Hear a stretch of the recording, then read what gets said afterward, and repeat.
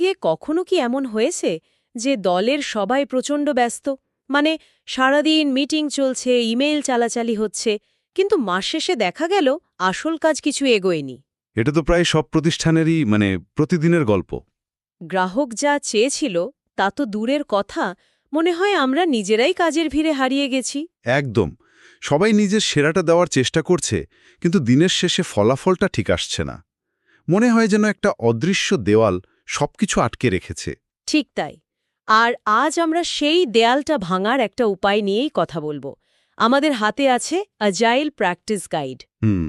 আর আমাদের আজকের মিশন হলো এই গাইডটা ব্যবহার করে একটা কাল্পনিক কিন্তু খুব পরিচিত দলকে, আচ্ছা ধরা যাক তার নাম টিম ফিনিক্স, তাদের সমস্যা থেকে বের করে আনা। দারুণ একটা চ্যালেঞ্জ। এই টিমের সদস্যরা খুব প্রতিভাবান, কিন্তু তাদের প্রজেক্টগুলো সবসময় দেরি হয় আর গ্রাহকরাও বেশ অখুশি। চলুন দেখি আজাইল দর্শন তাদের কিভাবে বাঁচাতে পারে। এটা আসলেই একটা চ্যালেঞ্জ, কারণ অ্যাজাইল মানে শুধু কিছু নতুন নিয়ম বা সফটওয়্যার ব্যবহার করা নয়।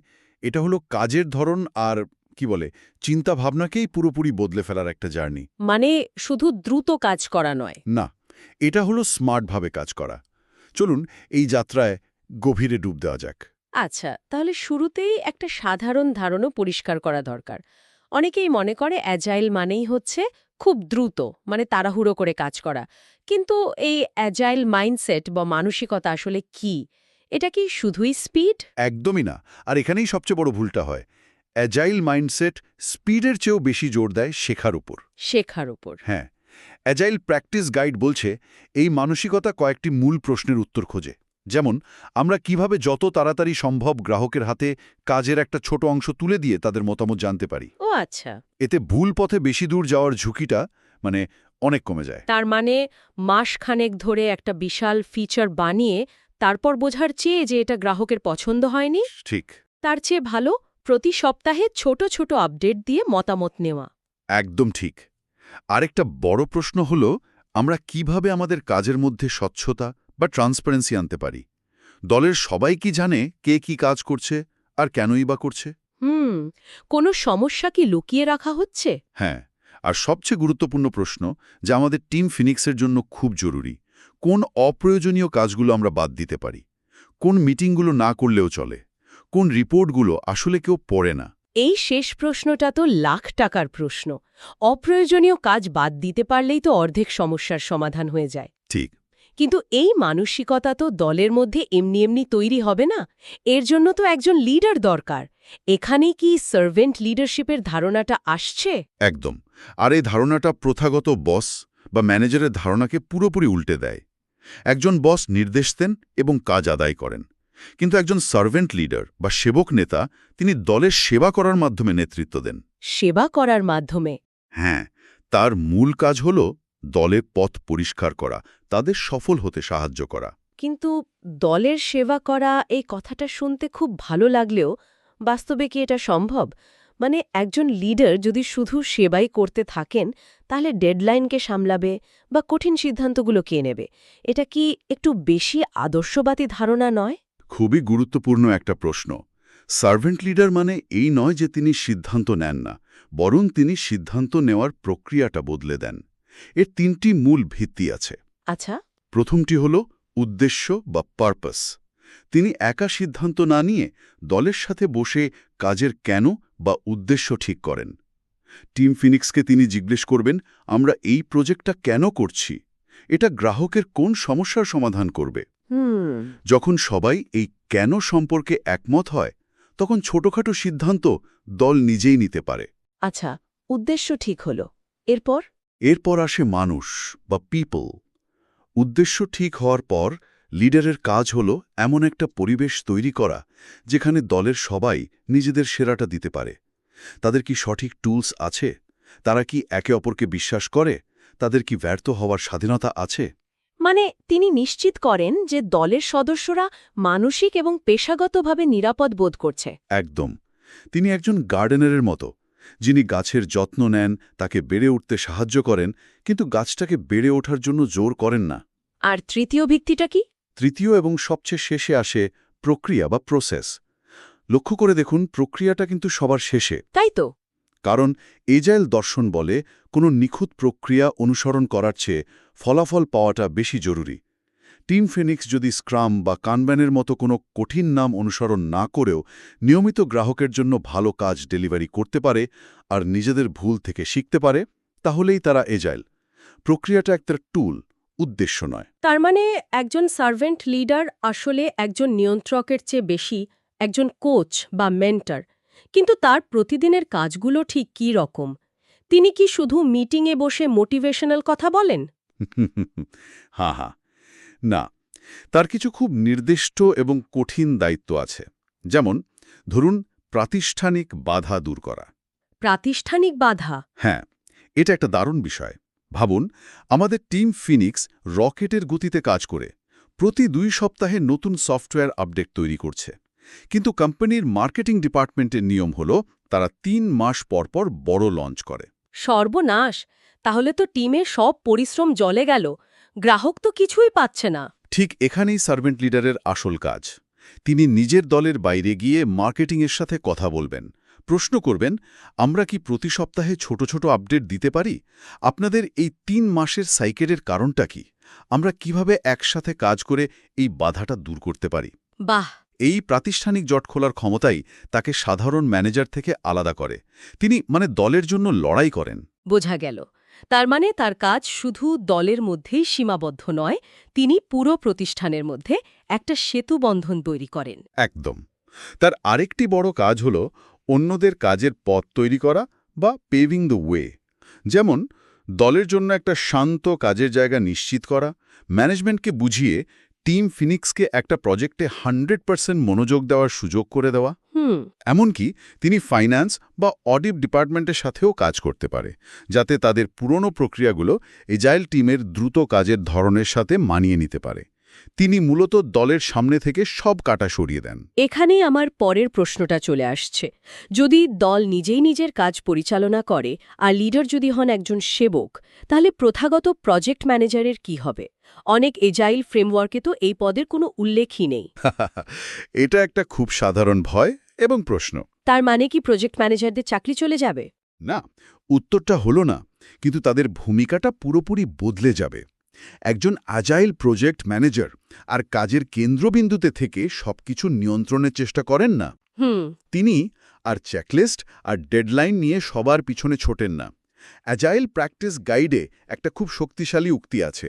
কি সেটা? প্রজেক্ট ম্যানেজারের মূল্য তার পদে নয়, বরং অন্যদের আরও ভালো কাজ করতে সাহায্য করার ক্ষমতার মধ্যে। তার মানে তিনিও একজন সার্ভেন্ট লিডারে পরিণত হন। তার সাফল্য এখন নিজের কাজের মাধ্যমে নয়, বরং তার দল কতটা সফল হচ্ছে তার মাধ্যমে মাপা হবে। বেশ ইন্টারেস্টিং একটা পরিবর্তন। ঠিক তাই। তাহলে তিনি কাদের সাহায্য করবেন? এই দলটা দেখতে ঠিক কেমন হওয়া উচিত? কারণ দলের গঠন ঠিক না হলে তো সেরা লিডারও ব্যর্থ হবেন। আপনি একদম সঠিক জায়গায় এসেছেন। একটি সফল অ্যাজাইল দলের গঠন খুবই নির্দিষ্ট। প্রথমত, আকার। দলটি হবে ছোট, সাধারণত 3 থেকে 9 জনের মধ্যে। 3 থেকে 9 জন? হ্যাঁ। টিম ফিনিক্সের যদি 15 জন সদস্য থাকে, তাহলে প্রথমেই তাদের ছোট ছোট দলে ভাগ করতে হবে। কারণ দলের আকার বড় হলে যোগাযোগের জট তৈরি হয় এবং সিদ্ধান্ত নিতে দেরি হয়। আর দলের গঠন? দ্বিতীয় এবং সবচেয়ে গুরুত্বপূর্ণ বৈশিষ্ট্য হল দলটি হবে ক্রস ফাংশনাল। এর মানে হল একটা কাজ শুরু থেকে শেষ পর্যন্ত করতে যা যা দক্ষতা লাগে, যেমন analysis, design, coding, testing, deployment, সেই সব দক্ষতার মানুষ একই দলে থাকবে। ও আচ্ছা, তার মানে বাইরের কোনো দলের জন্য অপেক্ষা করতে হবে না। একদম।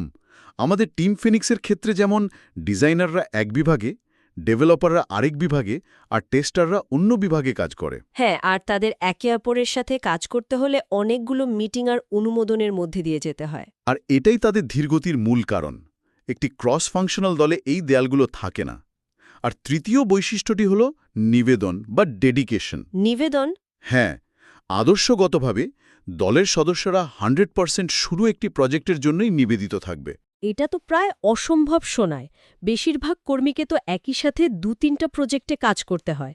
মাল্টিটাস্কিং তো এখন একটা প্রশংসনীয় গুণ হিসেবে দেখা হয়। আর অ্যাজাইল দর্শন বলছে মাল্টিটাস্কিং একটা মস্ত বড় ফাঁদ। সোর্স অনুযায়ী যখন একজন ব্যক্তি এক কাজ থেকে অন্য কাজে মনোযোগ সরায় তখন প্রতিবার সুইচ করার জন্য তার মানসিক শক্তি খরচ হয়। হুম। এর ফলে তার মোট প্রোডাক্টিভিটি 20% থেকে 40% পর্যন্ত কমে যেতে পারে। আমি নিজে এটা অনুভব করেছি। একবার আমাকে দুটো প্রজেক্টে 50-50 ভাগ করে দেওয়া হয়েছিল। তাই? আমার মনে হচ্ছিল আমি দুটোতেই 100% দিচ্ছি, কিন্তু দিনের শেষে দেখতাম কোনো কাজই ঠিকমতো এগোয়নি। এই 20-40% প্রোডাক্টিভিটি কমে যাওয়ার ব্যাপারটা একদম সত্যি। তার মানে 50% করে দুটো প্রজেক্টে কাজ করার অর্থ হল বাস্তবে দুটোতেই হয়তো 30% করে কাজ হচ্ছে। এটা তো ম্যানেজমেন্টের জন্য একটা বড় ধাক্কা। অবশ্যই। আর এই ক্রস ফাংশনাল দলের কার্যকারিতা বাড়াতে একটা দারুণ ধারণা আছে, যার কথা সোর্সে উল্লেখ করা হয়েছে। সেটা হলো টি আকৃতির মানুষ। ভাবুন, দুই ধরনের কর্মী আছে। এক ধরনের কর্মী হলো আই আকৃতির। আই আকৃতির? হ্যাঁ, তাদের একটা বিষয়ে গভীর জ্ঞান আছে, যেমন একজন ডেটাবেস বিশেষজ্ঞ, যিনি শুধু ডেটাবেস নিয়ে কাজ করতে চান। এর বাইরে কিছু করতে তার আগ্রহ বা দক্ষতা নেই। আর টি আকৃতির? টি আকৃতির মানুষ হলেন সাধারণীকরণ বিশেষজ্ঞ বা জেনারেলাইজিং স্পেশালিস্টস। ইংরেজি টি অক্ষরটার কথা ভাবুন। এর একটা লম্বা গভীর অংশ আছে। এটা হলো তাদের মূল দক্ষতা, যেখানে তারা বিশেষজ্ঞ। আচ্ছা। যেমন একজন দারুণ প্রোগ্রামার, কিন্তু টি এর একটা চওড়া উপরের অংশ আছে। এর মানে হলো তাদের প্রোগ্রামিং ছাড়াও অন্যান্য বিষয়েও কাজ করার মতো সাধারণ দক্ষতা এবং মানসিকতা আছে। যেমন প্রয়োজনে তিনি টেস্টিংয়ে সাহায্য করতে পারেন বা ডিজাইনের মূল বিষয়গুলো বোঝেন। ওহ, আচ্ছা। তার মানে মূল ধারণাটা হলো ব্যক্তিগত দক্ষতার চেয়ে দলের সার্বিক কাজের গতি বা ফ্লোকে বেশি গুরুত্ব দেওয়া। একদম। একজন বিশেষজ্ঞ যদি শুধু নিজের কাজ নিয়ে দোষে থাকেন আর তার জন্য দলের অন্য কাজ আটকে থাকে, সেটা ভালো নয়। হুম। তার চেয়ে ভালো তিনি যদি বেরিয়ে এসে অন্যকে একটু সাহায্য করেন, যাতে পুরো দলের কাজটা এগিয়ে যায়। এটাই তো আসল আহা মোমেন্ট। একদম, এটাই মূল কথা। অ্যাজাইল দল এই ধরনের টি আকৃতির সদস্যদের দিয়ে তৈরি হলে দলের মধ্যে কোনো একজন ব্যক্তির ওপর নির্ভরতা কমে যায় এবং সহযোগিতার মানসিকতা বাড়ে। কাজ আর আটকে থাকে না। তত্ত্বগতভাবে তো সবকিছুই দারুণ শোনায়, কিন্তু আমরা তো জানি বাস্তব সবসময় এত সুন্দর হয় না। যেমন এখনকার দিনে তো আর সবাই এক অফিসে বসে কাজ করে না। ঠিক। আমাদের টিম ফিনিক্সের কিছু সদস্য হয়তো ঢাকা থেকে কাজ করে, কিছু চট্টগ্রাম থেকে, আবার কেউ হয়তো দেশের বাইরে থেকে। এই ভৌগোলিকভাবে বিচ্ছিন্ন দলগুলোর ক্ষেত্রে অ্যাজাইল কিভাবে কাজ করবে? এটাও একটা বড় চ্যালেঞ্জ। একসাথে এক জায়গায় বসে কাজ করাটা বা কোলোকেশন নিঃসন্দেহে সবচেয়ে ভালো, কারণ এতে তথ্যের আদান প্রদান খুব দ্রুত হয়। কিন্তু ডিস্ট্রিবিউটেড দলও সফল হতে পারে যদি তারা যোগাযোগের জন্য কিছু স্মার্ট কৌশল ব্যবহার করে। যেমন কোনো মজার কৌশল আছে? একটা খুব মজার কৌশলের নাম হল ফিশ বোল উইন্ডো। ভাবুন, ঢাকা আর চট্টগ্রাম অফিসের মধ্যে একটা সার্বক্ষণিক ভিডিও কনফারেন্স লিংক চালু রাখা হলো, যা বড় স্ক্রিনে সবসময় দেখা যাচ্ছে। কি রকম? এটা কোনো মিটিং নয়, শুধু একটা খোলা জানালা। এতে মনে হয় যেন সবাই একই ডিজিটাল রুমে আছে। যখন খুশি একে অপরের দিকে তাকিয়ে হাত নাড়তে পারে বা ছোটখাটো প্রশ্ন করতে পারে। হাহা, তার মানে এটা অফিসের জন্য একটা 24/7 রিয়ালিটি শোর মতো। তবে এটা ভৌগোলিক দূরত্ব সত্ত্বেও একটা একাত্মতার অনুভূতি তৈরি করতে পারে, তা মানতেই হবে। ঠিক। আরেকটা কৌশল হল রিমোট পেয়ারিং। এখানে স্ক্রিন শেয়ারিং টুল ব্যবহার করে দুজন ডেভেলপার বা ডিজাইনার একসঙ্গে একই কাজে অংশ নিতে পারেন, যেন তারা পাশাপাশি বসেই কাজ করছেন। আচ্ছা। তবে ভার্চুয়াল যোগাযোগ যতই ভালো হোক, বিশ্বাস তৈরির জন্য মাঝে মাঝে, যেমন 3 মাসে একবার, সবাইকে একত্রিত হওয়াটা খুব জরুরি। আর যখন দলের সদস্যরা 100% সময় একটি প্রজেক্টে দিতে পারে না, সেই চ্যালেঞ্জটা তো থেকেই যাচ্ছে। হ্যাঁ, এবং এর কোনো সহজ সমাধান নেই। মূল বিষয় হল এর পরিণতি সম্পর্কে সবাইকে, বিশেষ করে ম্যানেজমেন্টকে সচেতন করা। মানে স্বচ্ছ থাকা। একদম। যদি টিম ফিনিক্সে পার্ট টাইম সদস্য রাখতেই হয়, তাহলে তাদের পরিষ্কারভাবে জানাতে হবে যে এর ফলে প্রজেক্টের গতি কমবে এবং ঝুঁকি বাড়বে। এক্ষেত্রে কাজের প্রতিশ্রুতি এবং প্রত্যাশা নিয়ে সবার মধ্যে একটা স্পষ্ট বোঝাপড়া থাকা দরকার। লুকোচুরির কোনো জায়গা নেই। এবং সম্ভবত সবচেয়ে বড় বাধা, যার কথা আমরা আগেও বলছিলাম, প্রাতিষ্ঠানিক সাইলো বা বিচ্ছিন্ন বিভাগ। যখন টিম ফিনিক্সের ডিজাইনারের ম্যানেজার একজন, ডেভেলপারের ম্যানেজার আর একজন, এবং প্রত্যেকের কাজের মূল্যায়নও ভিন্ন ভিন্নভাবে হয়, তখন তারা কিভাবে একটি দল হিসেবে কাজ করবে? আমার ম্যানেজার যদি আমার কোডিং আউটপুট দিয়ে আমাকে বিচার করেন, তাহলে আমি কেন টেস্টিংয়ের সময় দিয়ে আমার পারফরমেন্স খারাপ করব? আপনি সমস্যার একেবারে মূলে পৌঁছে গেছেন। এটা অ্যাজাইল বাস্তবায়নের সবচেয়ে বড় এবং কঠিন বাধা। তাহলে এর সমাধান কি? এর সমাধান হল পুরো প্রতিষ্ঠানের লক্ষ্য পরিবর্তন করা। বেশিরভাগ প্রতিষ্ঠান রিসোর্স এফিসিয়েন্সি নিয়ে ভাবে, অর্থাৎ প্রত্যেক কর্মীকে সারাদিন 100% ব্যস্ত রাখা। হ্যাঁ, সবাই ব্যস্ত থাকলেই তো ম্যানেজমেন্ট খুশি। কিন্তু অ্যাজাইল দর্শন বলে এটা ভুল লক্ষ্য। লক্ষ্য হওয়া উচিত ফ্লো এফিসিয়েন্সি, অর্থাৎ একজন কর্মী কতটা ব্যস্ত সেটা বড় কথা নয়, বরং গ্রাহকের জন্য একটা দরকারি কাজ কত দ্রুত শুরু থেকে শেষ পর্যন্ত সম্পন্ন হচ্ছে সেটাই আসল। আচ্ছা। ভাবুন একটা রেস্তোরাঁ রান্নাঘরের কথা। সেখানে একজন শেফ শুধু নিজের কাজ নিয়ে বসে থাকেন না, দরকার হলে অন্যকে সাহায্য করেন যাতে পুরো অর্ডারটা তাড়াতাড়ি গ্রাহকের টেবিলে পৌঁছায়। বাহ, দারুণ উদাহরণ। প্রাতিষ্ঠানিক সাইলো হলো এমন একটা রান্নাঘর যেখানে প্রত্যেকে শুধু নিজের অংশটুকু করে অন্যের জন্য অপেক্ষা করে, আর গ্রাহক ঘন্টার পর ঘন্টা ক্ষুধার্ত বসে থাকে। তাহলে এই সাইলো ভাঙার উপায় কি? এর জন্য ধৈর্য ধরে বিভিন্ন বিভাগের ম্যানেজারদের সাথে কথা বলতে হবে। তাদের বোঝাতে হবে যে তাদের কর্মীদের একটি ক্রস ফাংশনাল দলে পাঠালে সাময়িকভাবে তাদের বিভাগের কাজ কম মনে হতে পারে, কিন্তু প্রাতিষ্ঠানিকভাবে কোম্পানি অনেক বেশি লাভবান হবে। হুম। যখন তারা দেখবে যে এই ছোট নিবেদিত দলগুলো দ্রুত ভালো ফল দিচ্ছে, তখন তারা নিজেরাই এই ধারণাকে সমর্থন করতে শুরু করবে। এর জন্য বিশ্বাস এবং একটি নিরাপদ কাজের পরিবেশ তৈরি করা অপরিহার্য। তাহলে আমাদের টিম ফিনিক্সের জন্য পুরো যাত্রাপথটা যদি সংক্ষেপে বলি, আমরা একজন নিয়ন্ত্রণকারী ম্যানেজারের ধারণা থেকে সরে এসে একজন সেবক লিডারের ধারণায় পৌঁছেছি, যিনি দলের জন্য পথ তৈরি করেন। ঠিক। আমরা আলাদা আলাদা বিশেষজ্ঞের দল থেকে সরে এসে একটি ছোট, নিবেদিত, ক্রস ফাংশনাল এবং টি আকৃতির সহযোগিতামূলক দলের গুরুত্ব দেখলাম। একদম। মূল কথাটা হলো অ্যাজাইল শুধু কিছু নিয়ম বা মিটিংয়ের সমষ্টি নয়, এটি একটি সাংস্কৃতিক পরিবর্তন। এটা মানুষকে ক্ষমতা দেওয়া, সহযোগিতাকে উৎসাহিত করা এবং সমস্ত বাধা দূর করে গ্রাহকের জন্য সেরা কাজটি করার একটি দর্শন। এর জন্য শুধু দলের নয়, পুরো প্রতিষ্ঠানের মানসিকতার পরিবর্তন প্রয়োজন। এটা কোনো সুইচ অন অফ করার মতো বিষয় নয়, এটা একটা লম্বা কিন্তু ফলপ্রসূ যাত্রা। চমৎকারভাবে পুরো বিষয়টা তুলে ধরলেন। এই পুরো আলোচনায় একটা জিনিস খুব স্পষ্ট: প্রযুক্তিগত দক্ষতার পাশাপাশি দলের সদস্যদের পারস্পরিক সম্পর্ক, বিশ্বাস এবং আবেগীয় বুদ্ধিমত্তার উপর বারবার জোর দেয়া হয়েছে। হ্যাঁ, আর এখানেই আজকের আলোচনার শেষে একটা চিন্তার খোরাক রেখে যেতে চাই। বলুন। আমরা এমন এক যুগে বাস করছি যেখানে কৃত্রিম বুদ্ধিমত্তা বা এআই এবং অটোমেশন আমাদের অনেক প্রযুক্তিগত কাজকে সহজ করে দিচ্ছে, বা হয়তো ভবিষ্যতেও পুরোটাই করবে। ঠিক।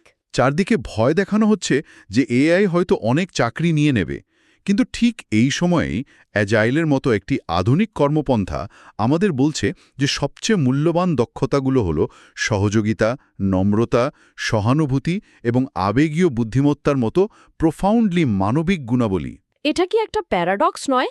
একদম। কেন একটি প্রযুক্তি চালিত বিশ্ব মানবিক গুণাবলীকে এতটা মূল্যবান মনে করছে, এটা নিয়ে ভাবার অবকাশ রয়েছে।